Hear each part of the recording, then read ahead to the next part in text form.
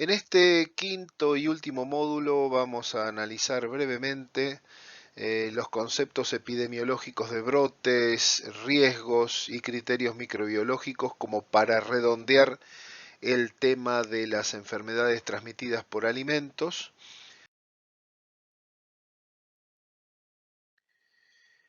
Finalmente vamos a dar una pincelada sobre lo que son los criterios y los riesgos microbiológicos.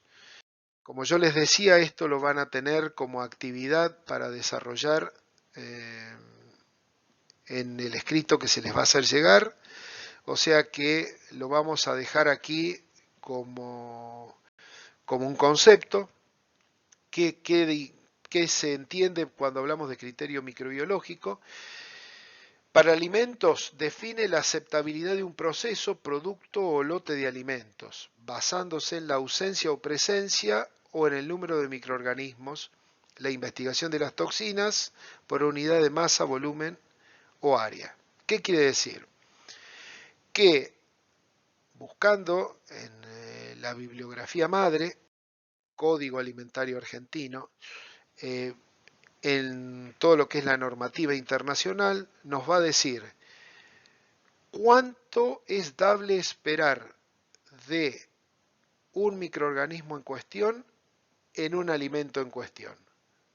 Por ejemplo, si nosotros tenemos carne molida o carne cruda de bovino, nos va a fijar cuánto debemos esperar de Escherichia coli, cuánto debemos esperar de Salmonella, cuánto debemos esperar de hongos y levaduras por gramo de producto, cómo obtener las muestras, cuántas muestras tomar y la metodología a aplicar para investigar ese patógeno.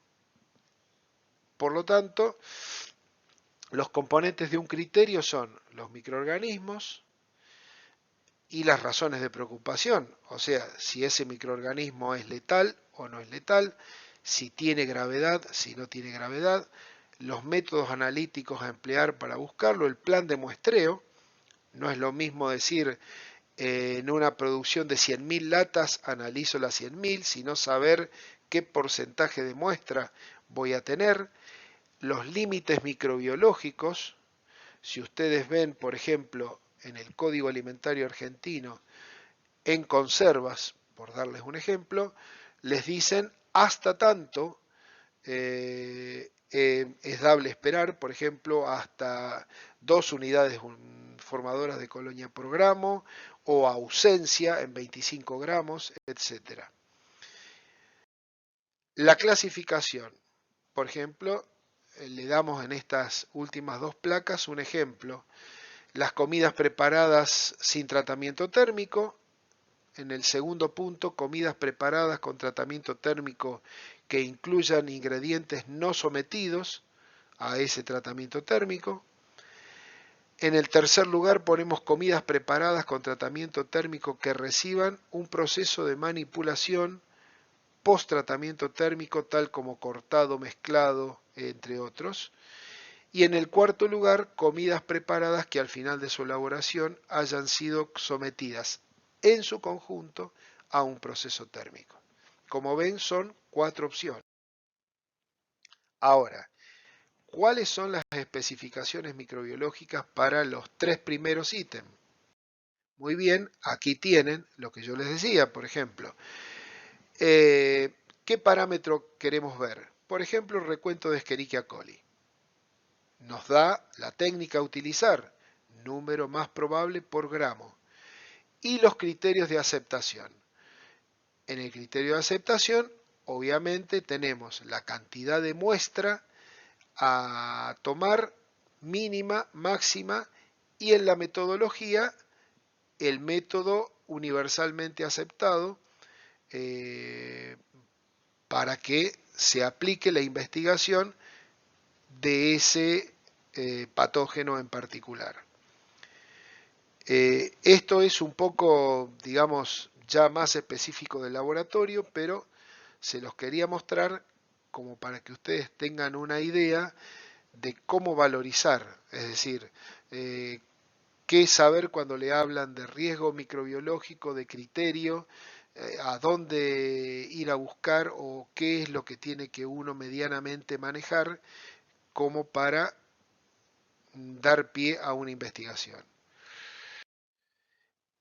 En esta última placa vemos un poco resumido, de acuerdo a la situación que uno tenga dentro de un estamento o de una empresa, saber si está en el área de alimentación, cómo se miden los riesgos, cómo se evalúan, cómo se implementan los controles, qué es lo que se decide y cómo se decide. Bueno, esto obviamente es un poco para que tengan una idea general de lo que en definitiva debe manejar, desde un nivel gerencial hasta el último de los operarios. Muy bien, con esto finalizamos.